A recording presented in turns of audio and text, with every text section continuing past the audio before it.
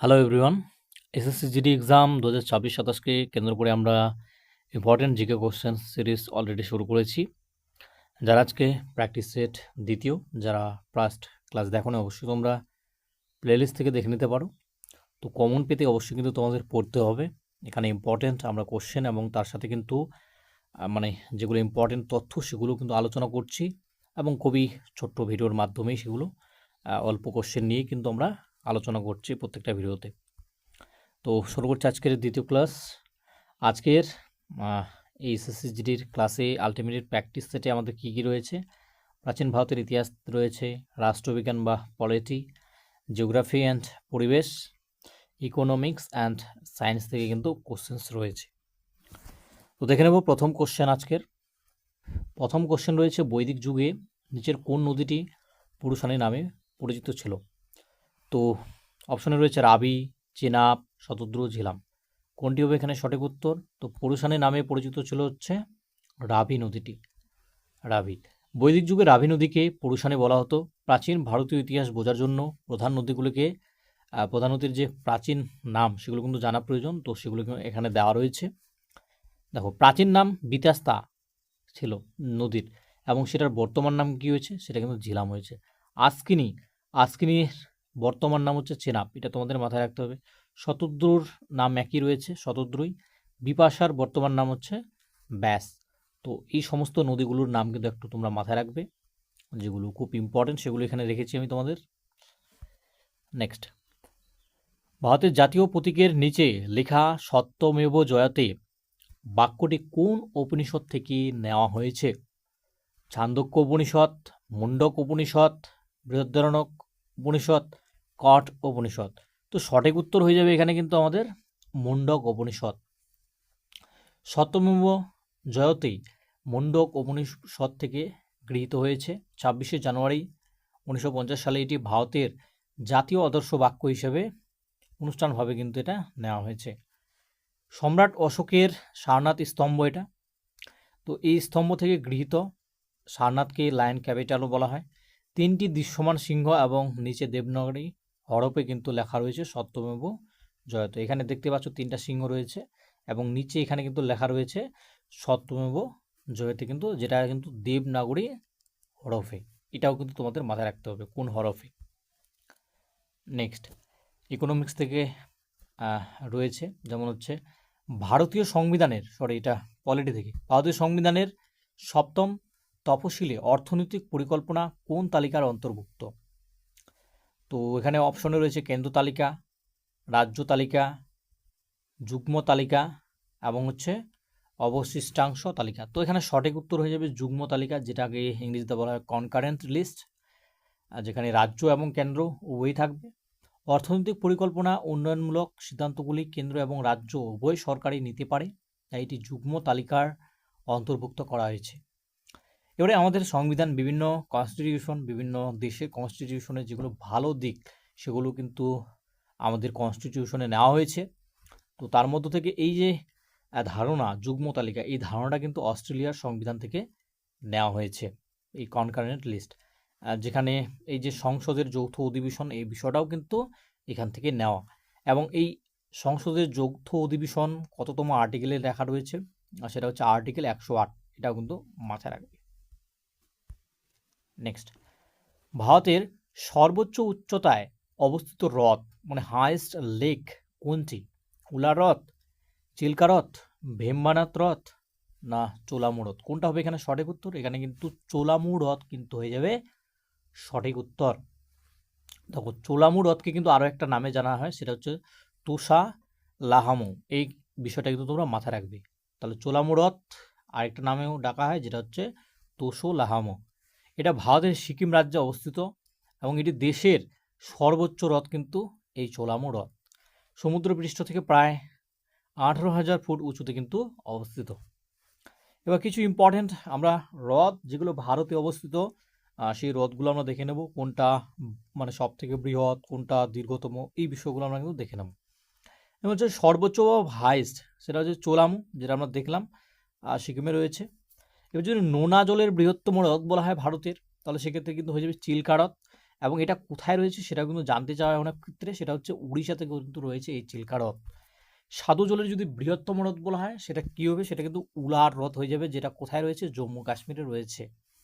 Longest দীর্ঘতম দৈর্ঘ্যের দিক দিয়ে, তো দীর্ঘতম যদি দেওয়া হয় হ্রদ, তো সেটা অবশ্যই কিন্তু ভেম্বানাথ হ্রদ হয়ে যাবে, যেটা কেরল এ অবস্থিত। যেটা আর একটা বিষয় এখানে বলে দিই, কেরল কিন্তু এখন কেরল নেই, কেরলটা হয়ে গেছে কেরালাম, ঠিক আছে? তো এটার নাম পরিবর্তন হয়েছে, এটাও তোমরা মাথায় রাখবে।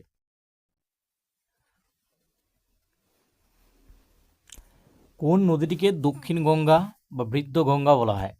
তো এখানে কৃষ্ণা, কাবেরী, গোদাবরী, মহানদী কোনটি হবে এখানে সঠিক উত্তর? সঠিক উত্তর কিন্তু হয়ে যাবে এখানে গোদাবরী। কেন বলা হয় সেটা একটু জেনে নেব আমরা। গোদাবরী দক্ষিণ ভারতের দীর্ঘতম নদী।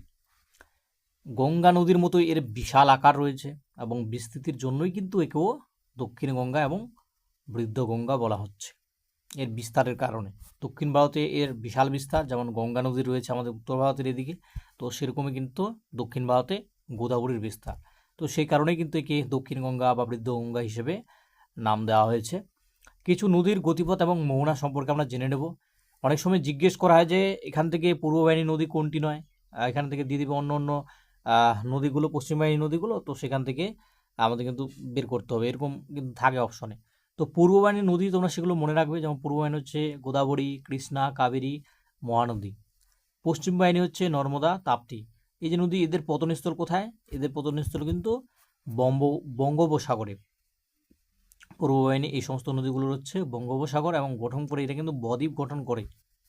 ওকে, আর এদের যদি আমরা দেখি নর্মদা, তাপ্তি, এদের পতনস্থল হচ্ছে আরব সাগর এবং এরা কিন্তু স্টুয়ারি গঠন করে।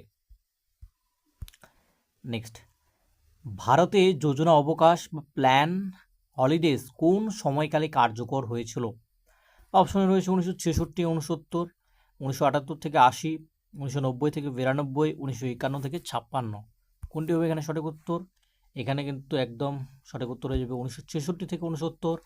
তৃতীয় পঞ্চবার্ষিকী পরিকল্পনার পর অর্থনীতিতে সংকট দেখা দিলে সরকার 3টি বার্ষিক পরিকল্পনা গ্রহণ করে, যা প্ল্যান হলিডে বা যোজনা অবকাশ নামে পরিচিত। তাহলে এখানে আরও কিছু বিষয় আমরা দেখে নেব যে পরিকল্পনার, যেমন হচ্ছে প্রথম পঞ্চবার্ষিকী পরিকল্পনা, যেটা 1951 থেকে 56-তে শুরু হয় এবং এই মডেলটা হচ্ছে হ্যারড ডোভাল মডেলের উপরে কিন্তু এই যে পঞ্চবার্ষিক পরিকল্পনা সেটা কিন্তু গঠিত হয়েছিল এবং এখানে মূলত কৃষিকাজে কিন্তু সবথেকে বেশি জোর দেওয়া হয়। দ্বিতীয় পঞ্চবার্ষিকী পরিকল্পনা, যেটা হচ্ছে 1956 থেকে 61-তে পর্যন্ত ছিল এবং এই মডেলটা হচ্ছে মানে এই যে পরিকল্পনা সেটা কিন্তু মহালানবিশ মডেলের উপরে ভিত্তি করে কিন্তু গঠিত। এখানে কিন্তু শিল্পতে সবথেকে বেশি জোর দেওয়া হয়। প্রথমে কৃষিতে দেওয়া হয়েছিল প্রথমটাতে, দ্বিতীয়তে কিন্তু শিল্পেতে দেওয়া হয়। নেক্সট, তৃতীয় 1961 থেকে 66, 61 থেকে 66।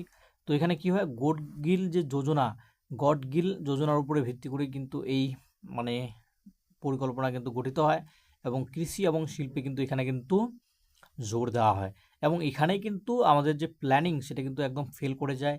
এখানে কিন্তু ভালো একটা ডেভেলপমেন্ট দেখা যায়, এখানেও কিন্তু একটা আন্ডার ডেভেলপিং দেখা যায়, বাট এখানে কিন্তু সাকসেস পুরোপুরিভাবে বলা যায় কিন্তু অনেকটাই কিন্তু ফেলিয়ার করে ফেলে। আর এই সময় কিন্তু যুদ্ধও ছিল, অনেক কিছু বিষয়গুলো হয় পাকিস্তান এবং ভারতের মধ্যে, ইভেন বলতে পারো যেমন হচ্ছে চায়নার সাথে। তো সেই কারণে কিন্তু এই সময়টাতে কি হচ্ছে, এই যে যুদ্ধের ভয়াবহতার জন্যই এখানে কিন্তু একটা মানে বলা যায় ভালো একটা অর্থনৈতিক সংকট আমাদের কিন্তু দেখা দেয়।